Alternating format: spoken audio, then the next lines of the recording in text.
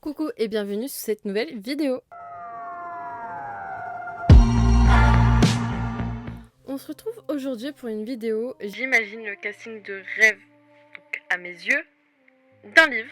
Et aujourd'hui on s'attaque à la saga Le Prince de l'air, donc de Holly Black aux éditions Grageo en France. C'est une trilogie qui met en avant donc la famille Duarte, dont les deux jumelles, donc Jude et Taryn, qui ont pour grande sœur Vivi, qui vivent le décès tragique de leurs parents et qui sont recueillis donc par le père biologique de Vivi pour aller à Terrafae. Donc il s'agit d'une fantasy plutôt tournée ado jeune adulte, donc à peu près la vingtaine. Et on va s'intéresser directement donc aux personnages récurrents et principaux. Donc pour faire la vidéo, je prends mon petit iPad, ma liste. Donc pour commencer, pour le personnage principal qui est Jude Duarte, j'imagine grandement Ariana Greenblatt, donc qui jouait la petite sœur de Harley dans Harley le cadet de ses soucis, un truc comme ça. Et surtout qui a eu la chance de jouer Ahsoka très jeune dans la série Ahsoka, qui est sortie en 2023 sur Disney+. Et du coup, j'imagine exactement la même actrice pour jouer Taryn, parce que je pense qu'elle peut avoir un côté aussi agressif que Jude, comme très doux et très mignon de Taryn. Du coup, ce serait pour jouer donc les jumelles automatiquement. Ensuite, donc on va passer directement à Cardan Greenbrier, puisque voilà. Pour Cardan, j'imagine Timothée Chalamet, c'est celui qu'on a le plus vu et revu dans les castings idéaux, enfin imaginés sur TikTok. Avec les cheveux, j'ai un peu du mal à me projeter sur d'autres acteurs, il n'y a que lui, mais j'aime pas Timothée Chalamet, donc voilà. Ensuite, on retourne chez les Duarte avec Vivi, et pour Vivi, ce serait Emma McKinney, je crois que c'est comme ça son nom, c'est celle qui joue Maeve dans Sex Education, qui est sur Netflix. Et je pense que ça va parfaitement avec le personnage, surtout son personnage de Maeve qui se rapproche assez de Vivi, je trouve. Donc pourquoi pas. Ensuite, pour rester dans la famille donc de Jude, il y a Madoc, donc c'est la fameuse personne qui a récupéré les filles. Richard Madden, il me semble que c'est lui, de Game of Thrones, et en fait c'est justement par rapport à Game of Thrones que je l'ai choisi. J'imagine bien l'acteur jouer un personnage plus cruel, stratège, impulsif et violent. Je pense que c'est dans ses cordes, et que c'est totalement dans ses cordes en fait. Et puis le teint vert, ça ne lui irait pas si mal que ça. Voilà, ce sera un peu le alphabet de The Crown Prince. Pour continuer, j'imagine Zendaya Coleman pour le rôle de Nicasia. Et donc, pour le rôle de Locke, j'ai choisi Thomas Doherty. Je crois qu'il n'y a que des acteurs Disney quasiment dans tout ce que je cite. Mais Thomas Doherty, c'est pas un mauvais choix. Je l'ai vu donc à l'époque sur Disney Channel. Puis après, je l'ai revu dans Legacies.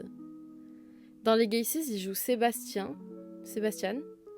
Et il a très bien joué son rôle de personnage un peu mi-gentil mais méchant, qui a des secrets, qui les révèle pas totalement. Et Locke, c'est un peu une personne mesquine, mais qui l'est pas ouvertement, pas comme Valériane. Il est fermement mesquine. En fait, il est très vicieux, c'est ça le terme.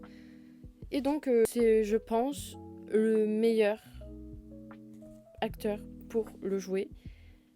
Parce que pour moi, l'acteur est vicieux. Je sais pas pourquoi, mais l'acteur est vicieux pour moi. Et surtout avec son rôle dans Gossip Girl New Generation, je crois que ça s'appelle comme ça. Où ben, le but de Gossip Girl, c'est un peu d'être vicieux. Et voilà, il n'est pas tout blanc non plus dans la série. Donc voilà. Pour Valériane, c'est un acteur encore que j'aime pas. Et je pense que c'est pour ça qu'il se retrouve là. Mais dans ma tête, c'est comme ça que je l'imagine Valériane. Et c'est Jacob Elordi, qui a été connu avec The Kissing Booth. Alors, j'avais adoré les films à l'époque. Enfin, surtout que le 1 en fait. J'ai pas aimé les deux autres. Mais, je sais pas, j'ai vu que ça de lui. J'ai pas vu d'autres choses. J'aime pas. Ça matche pas. Et pour le coup, pour un personnage que je ne verrai pas longtemps, il est bien. Pour le rôle de fantôme, je verrais bien Jack Champion qui avait joué dans Avatar 2 La Voix de l'eau et qui est du coup dans la suite. Je pense qu'on peut aussi l'avoir vu dans Scream 6. Oui, on l'a vu dans Scream 6.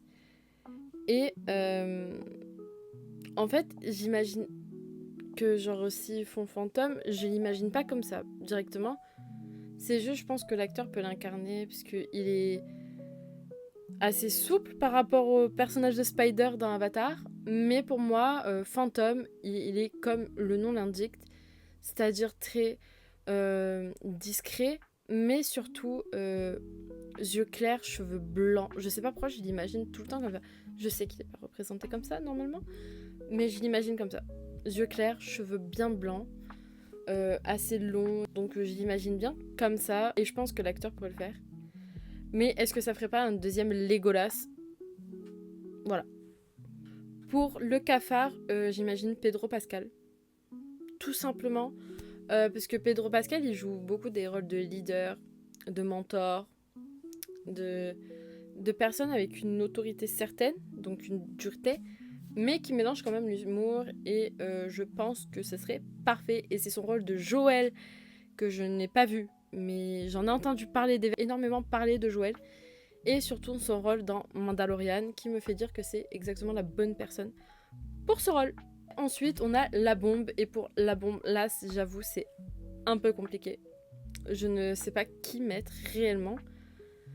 J'aurais bien imaginé la petite qui a été choisie pour la nouvelle série Percy Jackson. Donc la petite, pas si petite. Mais que l'actrice qui joue Clarisse, qui s'appelle Dior, je crois d'ailleurs, je l'imagine bien pour jouer la bombe, puisque la bombe, je l'imagine vraiment avec les cheveux, je sais pas si on dit frisé, bouclé, ondulé, peu importe. Mais en gros, je la vois bien avec les cheveux remontés et genre que ça fasse une forme d'entre guillemets de bombe, donc que ce soit voilà une espèce de chignon, mais c'est pas vraiment un chignon. Parce que je trouve que c'est ce qui représente le plus le personnage, donc son nom c'est la bombe quand même. Et ça pourrait être très intéressant d'exprimer genre son nom qu'elle a choisi, enfin qu'on lui a donné, à travers une caractéristique physique comme j'avais choisi pour le fantôme avec les cheveux blancs, où on caractérise énormément les fantômes par le blanc et tout. Donc je me dis que caractériser les trois de cette guide comme ça, c'est pas mal. Je pense que je vais m'arrêter là pour les personnages, puisque voilà. Moi, c'est là que s'arrête mon imagination en tout cas. Et du coup, j'espère que cette nouvelle vidéo vous aura plu, qui change beaucoup, étant donné que ça mêle mes deux univers préférés, donc le cinéma et la littérature, pour ne faire plus qu'un. Surtout sur une première vidéo qui concerne Le Prince Cruel. Et on se retrouvera la prochaine fois pour une nouvelle vidéo.